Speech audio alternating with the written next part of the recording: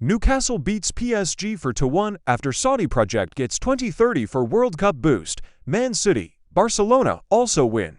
Newcastle capped a stellar day for Saudi Arabia's soccer project with a 4-1 win over Paris Saint-Germain in the Champions League on Wednesday that left Kylian Mbappe a picture of despair. Hours before kickoff at Newcastle, which was struggling when bought by the Saudi Sovereign Wealth Fund just 2 years ago, the kingdom became the strong favorite to host the 2030 for World Cup in a fast-track bidding contest. Opened by FIFA, on the field, a Newcastle team fueled by the fervor of its passionate fans swept aside Mbappe and a PSG team, but by Saudi neighbor Qatar 12 years ago after it was picked as 2022 World Cup host. Newcastle has raced to the top of the tough Group F, where 7-time European champion AC Milan drew 0-0 at Borussia Dortmund, the 1997 title winner. Manchester City further restored Premier League pride one day after Arsenal and Manchester United both lost their games in the second round of the group stage.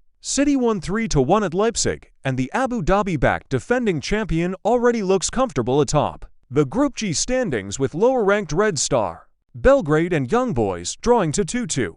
Barcelona also earned a second straight win, 1-0 at Porto, where the Spanish team starlet Lamine Yamal became the youngest player to start a European Cup game in the 68-year history of the competition at 16 years, 83 days. Lazio scored a stoppage-time winning goal at Celtic in a 2-1 victory to join Atletico Madrid on for points in Group E. Atletico trailed twice before outlasting Feyenoord in a 3-2 win.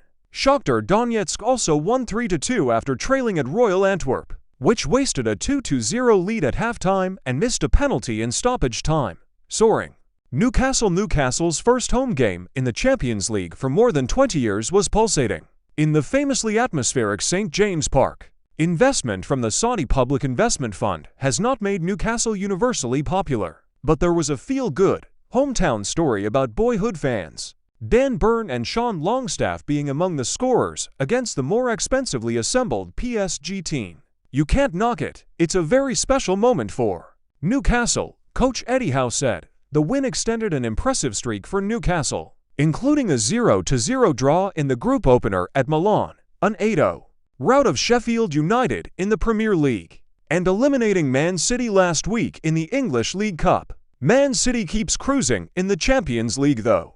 A tight game at Leipzig was settled by late goals from substitutes Julian Alvarez and Jeremy Doku, who each assisted the other. Erling Haaland was again kept quiet while Phil Foden had given City the lead in the first half. 2030 World Cup Barcelona and Porto can expect their home stadiums to be used as host venues for the 2030 World Cup, which Spain and Portugal will anchor in Europe as part of a six-nation, three-continent plan anointed by FIFA Wednesday. Porto's 50,000-seat Estadio do Dragão saw Ferran Torres score the only goal between the two teams, after coming on to replace Barcelona star forward Robert Lewandowski, who was injured in the first half. Barcelona is not using its iconic Camp Nou stadium this year while it is renovated, and will be back at the city's Olympic Stadium to host Shakhtar Donetsk on October 25th. Atletico Madrid's Metropolitano Stadium, like Porto's home, a recent Champions League final venue, will be behind Real Madrid's remodeled Santiago Bernabeu in the 2030 World Cup hierarchy. The Metropolitano witnessed a vibrant victory for Atletico, 3-2 against Feyenoord after twice trailing. Alvaro Morata scored 2 goals either side of one for Antoine Griezmann.